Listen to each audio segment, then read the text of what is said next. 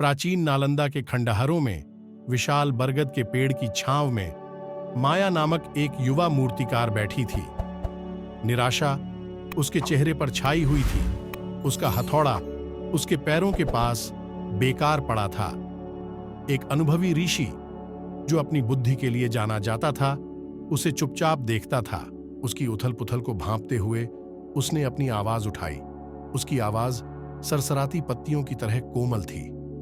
बेटी, उसने कहा, जब तुम्हारे हाथों में दुनिया को सुंदरता प्रदान करने की शक्ति है, तो तुम्हारी आंखों में ऐसा दुख क्यों छाया हुआ है? माया ने आह भरी। ऋषि, मेरी छैनी पत्थर तराश सकती है, लेकिन वह मेरी टूटी आत्मा को नहीं जोड़ सकती।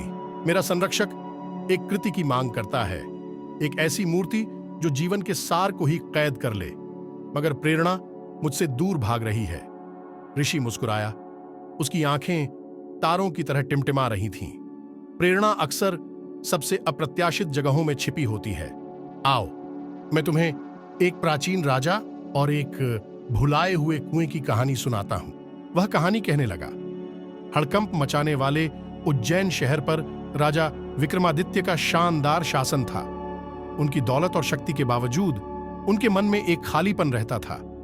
सुकून की तलाश में वे एक पुरानी भविष्यवाणी के मार्गदर्शन में जंगल की ओर चले गए। दिनों की कठिन यात्रा के बाद वे एक भुलाए हुए कुएं पर ठोकर खा गए, जिसकी गहराई रहस्य में डूबी थी। जिज्ञासा से प्रेरित होकर राजा खुद को अंधेरे में नीचे कर लिया। अंदर उन्हें न तो सोना मिला और न ही खजाने, बल्कि सिर्फ एक सूखा हुआ बीज मिला। उनके ऊपर निराशा छा गई, लेकिन कुएं की गहराई से एक कोमल आवाज गूंज उठी। महिमराज बोला, सच्चा मूल्य भौतिक संपत्ति में नहीं है, बल्कि उनमें छिपी क्षमता में है। यह आवाज कुएं के अंदर छिपे एक बुद्धिमान तपस्वी की थी। उसने समझाया कि वह बीज, हालांकि बेजान सा लगता है, उसमें एक शानदार पेड़ बनने की क्षमता छिपी है, जो लचीलापन और आशा का प्रतीक है। प्रेरित होकर राजा उज्जैन लौट आए।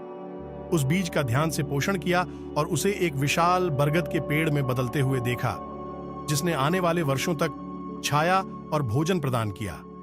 ऋषि ने अपनी कहानी खत्म की। माया की आंखों में नई समझ चमक उठी। बीज, उसने फुसफुसाया, मेरी रचनात्मकता का प्रतिनिधित्व करता है, जो सुप्त है लेकिन खिलने की प्रतीक्षा में है। ऋषि ने सिर हिलाया। राजा की तरह आपको महान विषयों का पीछा करने की जरूरत नहीं है। अपने अंदर देखें, अपनी क्षमता का पोषण करें, और आपकी कला स्वाभाविक रूप से खिल उठेगी। माया ने अपना हथौड़ा उठाया।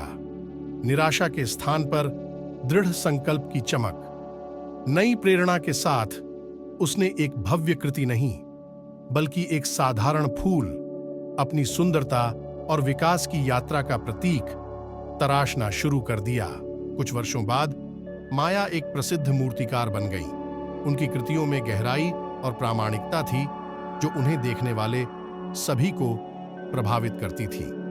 वह कभी ऋषि की कहानी नहीं भूली। यह याद दिलाता हुआ कि प्रेरणा अक्सर छिपी रहती है, इंतजार करती है कि थोड़े आत्मनिरीक्षण और विश्वास के स्पर्श से निकाली जाए। प्रेरणा एक व्यक्तिगत यात्रा है, लेकिन इसे साझा किया जा सकता है और बढ़ाया जा सकता है। हम दूसरों की कहानियों से सीख सकते हैं और उसी समय अपनी कहानियों को बनाकर दूसरों को प्रेरित कर सकते हैं। रचनात्मकता का सच्चा फल केवल व्यक्तिगत अभिव्यक्ति में ही नहीं, बल्कि समुदाय के उत्थान में भी निहित है।